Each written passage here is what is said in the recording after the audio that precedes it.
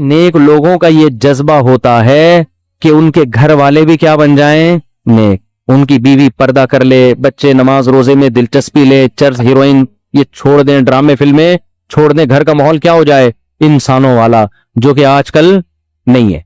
तो फिर हम जब घर में ये माहौल देखें तो हमारी आंखें क्या हों, ठंडी। कितनी प्यारी बच्चियां लगती हैं स्कार्फ लेके कुरान पढ़ रही हो घर में, लगती है कि नहीं लगती? अच्छा मुझे एक बात बताओ, बच्चियां स्कार्फ में अच्छी लगती हैं या स्कर्ट में? बाप को अपनी बेटी किस ड्रेस में अच्छी लगेगी? स्कार्फ में। वो पबजी खेलती भी अच्छी लगेगी, फिल्म देखती भी, या कुरान सामने और यहाँ कारी साहब बच्चों को लेके बैठते हैं, बच्चियां भी होती हैं बच्चे भी होते हैं, कुरान पढ़ा रहे होते हैं कारी साहब ना, तो जरा आके मंजर देखा करें, कैसा प्यारा मंजर लगता है यार। सारे बच्चे बैठे हुए ऐसे ऐसे ना हिल रहे होते हैं बैठ के, इतने प्यारे लग रहे होते। बच्चे नमाज पढ़ते हुए बड़े अच्छे लगते हैं घर के अंदर, बच्चियां स्कार्फ लेती हैं और नमाज में नियत बांध के खड़ी हो जाती, कैसा प्यारा माहौल लगता है। तो जब लगता है तो फिर ये माहौल बनाओ ना घर के अंदर। खुद घर में अपने बच्चों के साथ बैठ के फिल्म देख रहे हैं, तो भाई तुम्हें अगर अल्लाह ना करे चस्का लग गया है तो कुंडी लगा के देख लो, बच्चों को क्यों बर्बाद कर रहे हो? आप तो तबाह हो गए, अल्लाह बचाए हम सबको, तौबा की तौफीक दे। आपने तो जो बनना था बन गए, उन बच्चों को तो कम से कम खराब ना करो ना। सैनमा घर अपने छोटे बच्चों को अपने साथ लेके जा रहे होते हैं, क्या सिखा रहे हो उनके मासूम प्यारे कागज जैसे सफेद जहनों में, क्या गंद डाल रहे हो। वो लड़कियों के डांस देखेगा छोटा बच्चा, वो छोटी बच्ची लड़कियों के नाचते हुए डांस देखेगी, क्या उसमें हया बाकी रहेगी? शर्म हया का जनाजा निकलेगा। फिर वो माँ की आंखों में आंखें डाल के बात करेगी, फिर वो बाप की आंखों में बदतमीज बनेगी, फिर आप फोन करेंगे कि जी हमें को पढ़ने को वजीफा बता दें। औलाद हमारे कंट्रोल में नहीं है, और भाई ये वजीफों से कंट्रोल में नहीं होती। तो अल्लाह फरमाते हैं हमारे नेक लोगों का जज्बा होता है कि उनके घर में क्या माहौल हो, ऐसा कि आंखें देख के ठंडी हो जाएं। तो आंखें पबजी वाले को देख के कभी भी ठंडी नहीं होती। आपकी बच्ची मोबाइल पे लगी हुई है सुबह शाम है, उसको भी सेटिंग कराई हुई, उल्लू बनाया हुआ है, सिर्फ तुम लिखा हुआ है उसके लिए ना, उधर भी सिर्फ तुम ही 25-30 होते हैं, सही है ना। फिर अब्बा को टोपी करा रही है, अम्मा को टोपी करा रही है, भाई को टोपी करा रही है, और इसलिए करा रही है कि उसको पता है मेरा भाई भी टोपियां करा के निकलता है, ये मदनी मस्जिद का कह के जाता है, पता नहीं कहां से होके आ रहा होता है। सब टोपी गिरी चल रही है। तो घर में फिर मेरे भाई मोहब्बत का माहौल बोलो यार नहीं हो। मैं ऐसे घरों को भी जानता हूं, अल्लाह हमारे घरों को भी ऐसा बना दे उलमा के कि वो रमजान में उनकी बच्चियां 10-10 पारे तिलावत कर रही हैं रोजाना। घरों में मुकाबले चल रहे हैं, तहज्जुद में मुकाबले चल रहे हैं, बेटा 15 पारे पढ़ रहा है रोजाना, ठीक है ना।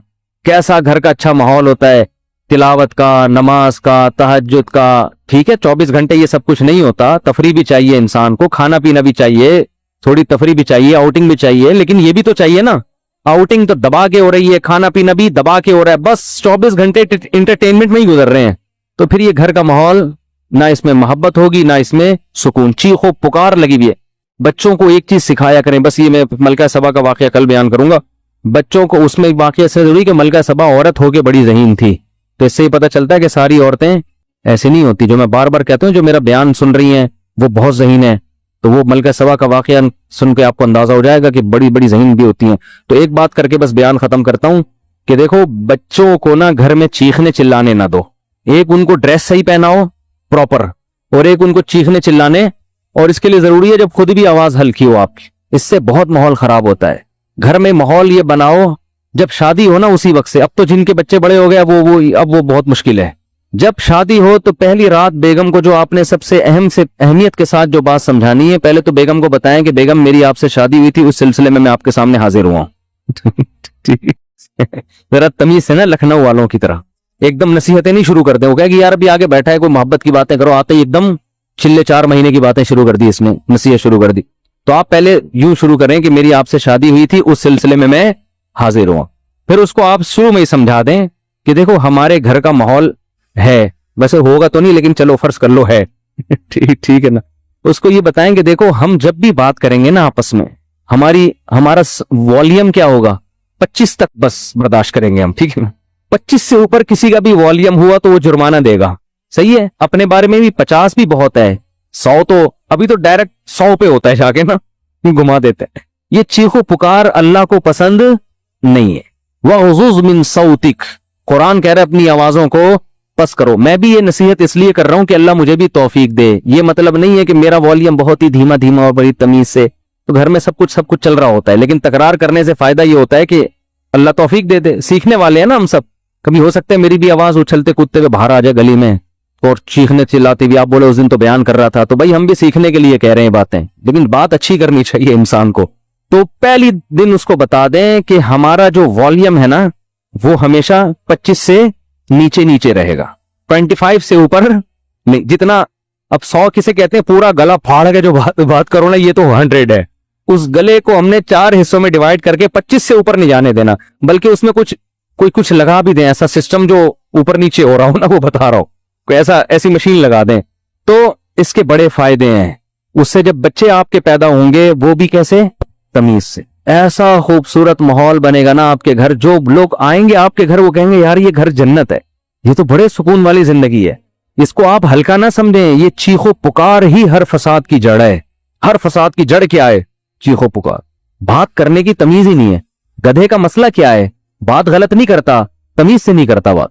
گدھے کی باتیں صحیح ہوتی ہیں, اسٹائل غلط. اب گدھے کو گھاس چاہیے, بلی کو چاہیے بھوک, میاؤں میاؤں, بس سمجھ جاتا ہے آدمی اس کو بھوک لگ رہی ہے. گدھے کو 2 منٹ کا کام ہے آپ سے لیکن اس کے لیے اسٹائل دیکھو, پہلے پوری آواز پھیپڑوں میں بڑھے گا, بور کے ایسے نکالے گا. تو گدھا کے ساتھ پرابلم یہ ہے کہ اس کی بات غلط نہیں ہوتی, اسٹائل گدھے جیسا ہوتا ہے اس کا ٹھیک ہے نا. تھوڑی سی بات کرے گا آدمی کہے گا اللہ کا واسطہ چپ ہو جا تھوڑی دیر کے لیے. وہ تھر میں گدھے تھے نا جو ہم نے سونے نہیں دے رہے تھے رات کو. تو یہی اسٹائل گھروں میں لوگوں کا ہوتا ہے. اچھا, وہ توصیف الرحمان صاحب کے بارے میں میرا ایک کلپ وائرل ہوا ہے, یہ وضاحتی بیان بھی میں کر دیتا ہوں. تو میں نے مولانا توصیف الرحمان صاحب کے بارے میں یہ کہہ دیا تھا کہ وہ چیختے بہت ہیں اور بالکل گدھے جیسی آواز, اس طرح کا میں نے کچھ. وہ کلپ میں نے بہت جگہوں سے ہٹایا کیونکہ مجھے خود لگا کہ یار یہ میں بھی توہین کر رہا ہوں نا, اس طرح مجھے نہیں کہنا چاہیے تھا. بہرحال ایک عالم دین ہے, علمی اختلاف, وہ میں نے کلپ ہر جگہ سے ہٹوایا لیکن پھر بھی وہ کلپ چل رہا ہے. تو توصیف الرحمان, مولانا توصیف الرحمان صاحب تک کوئی بھی میرا پیغام پہنچا سکتا ہے نا, تو میرا معذرت نامہ ان تک پہنچا دے کہ میں نے اس سے معذرت بھی کی ہے اور اس کلپ کو جگہ جگہ سے ہٹایا بھی ہے.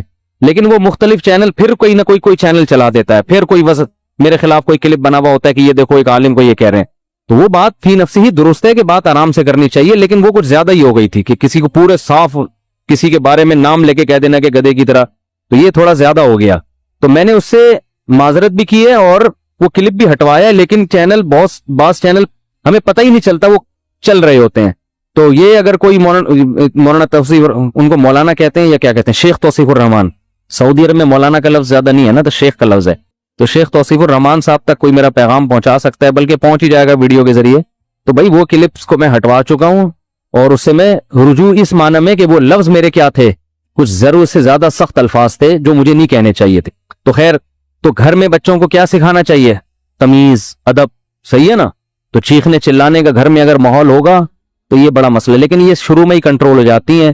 جیسے وہ ایک آدمی, 2 بندوں نے شادی کی, 2 بہنوں سے, 2 بھائیوں نے 2 بہنوں سے شادی کی, 6 مہینے گزر گئے, ایک کی بیوی بڑی تمیز سے, بہت ادب احترام, دوسرے کی بیوی کنٹرول میں ہی نہیں. تو اس نے اپنے بھائی سے پوچھا کہ یار یہ تیرا اس پہ اتنا روب ہے, ایسے تمیز سے بیٹھی رہتی ہے تیرے سامنے, میری والی کا تو روب ہی نہیں. اس نے کہا میں پہلے دن آیا تھا نا, میں نے ایک گلاس سامنے تھا, اس کو ایسے کک ماری نا کہ کس کم وقت نے گلاس ادھر رکھا, پھر گیا ادھر بلی کی گردن مڑوڑ دی, یہ کر دیا, ایسے بھٹو بچوں اسٹائل سے آئے, وہ ڈر گئی نا کہ یہ تو بہت ہی خطرناک ہے. تو بڑی تمیز سے, ویسے آج کل خواتین ڈرتی نہیں ہے اس اسٹائل سے, یہ میں بتا دوں, یہ پرانے دور کی پرانی باتیں ہیں. آج کل آپ جائیں گے نا, ایک گلاس اٹھائیں گے, وہ اٹھا کے لوٹا مارے گی آپ کے سر پہ کھولا لے کے بھاگ جائے گی وہ, اور صحیح کرے گی. ظاہر ہے یہ کون سا اسٹائل ہے آنے کا, آپ کو چاہیے آپ آ کے اسے اسی اسٹائل میں بات کریں کہ بھائی میری آپ سے کل شادی ہوئی تھی, اس سلسلے میں حاضر ہوا ہوں. تو اب یہ 6 مہینے بعد یہ آیا اور اس نے بھی گلاس کو کک ماری نا, تو بیگم بولتی ہے اب ان ڈراموں سے کچھ بھی نہیں ہوگا. تو یہ شروع میں اگر کنٹرول ہو جائے معاملہ تو ٹھیک ہے, بعد میں تو سب چیخنا چلانا, پھر تو پھوڑو, صحیح ہے نا, وہ چیخے آپ بھی چیخو, وہ دروازہ تھوڑا سا بند کرے آپ اٹھا کے کھولو اور اسپیڈ سے بند کرو.